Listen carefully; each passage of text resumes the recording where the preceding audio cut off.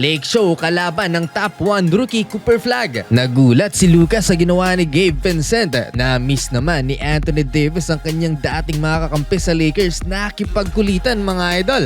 Lakers versus Dallas Mavericks. Halimaw at napatake over si Gabe Vincent sa first quarter. Nagtala lang naman ng hindi isa, dalawa, tatlo, kundi 5 3-pointers sa loob ng 4 na minutong paglalaro. Malapit siya, nagtala siya ng 18 points including the 3 free throws.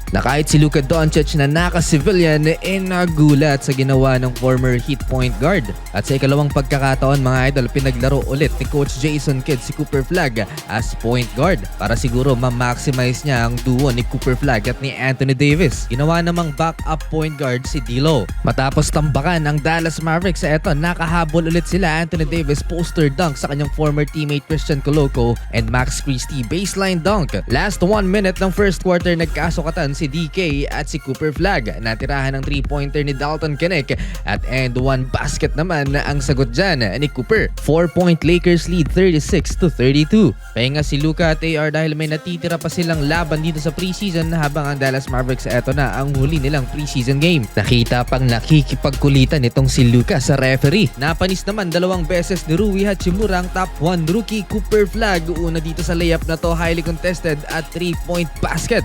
9 straight points for Rui. Nag-cross sa depensa ni Derek Lively II at another mid-range kontra kay PJ Washington. Kahit pa pinasok na si Anthony Davis, hindi pa rin napigilan ng run ng Lakers. Inactive nga din pala si Bronny. Klay Thompson 3-pointer and another 3-point basket for Gabe Vincent. Sagutan ng mga big men, reverse dunk ni Derek Lively II and one. Sumagot si Jackson Hayes, alley-oop layup na bitawan pa. Anyari sa Mavs, dihado dapat ang purple and gold pero tambak pa ang Dallas 66-53 halftime. Kailangang mag-step up ni Anthony Davis, 8 points lamang sa first 2 quarters sa AD. Lakas na Hachimura mga idol, buhat mode for the Lakers, 19 points and counting. Nag-mini run ang Dallas Mavericks, point guard pa rin si Cooper Flag. Kapansin-pansin ng hindi pagiging aggressive ni Anthony Davis dito sa preseason. Mostly chill lang talaga ang laro ni AD dahil mukhang nag-iingat pa dahil sa pagiging injury prone nito noong nakaraang season. Patawa-tawa lang din si Anthony Davis, eto nakachempo siya kay Rui Hachimura at sinupalpal ang kanyang dating teammates, sabay tawanan silang dalawa. Malalim talaga ang nabuong samahan sa pagitan ni AD at ng kanyang mga former teammates. Eto, D'Angelo Russell supalpal ni Jackson Hayes pero na-recover naman ni AD. Manageable ang lamang ng Los Angeles Lakers, nilabas na sa 83 minutes left ng third quarter. Cooper Flag dunk to cut the lead into 3, 82-79. Apparently, binalik kaagad ni Coach Jason Kidd si Anthony Davis at nang bully and one basket. Partida, second unit pa to ng purple and gold at kung tutuusin, third unit pa nga ito pag original lineup ang naglalaro. 86-84 Lakers up by 2. Still playing mga idol sa fourth quarter ang 4 sa starting 5 ng Dallas Mavericks. At finally, matapos ang napakatagal na oras, nakalamang na rin ang Mavs. Nembhard, a much needed 3-pointer. Ito yung kapatid ni Andrew Nembhard sa Pacers.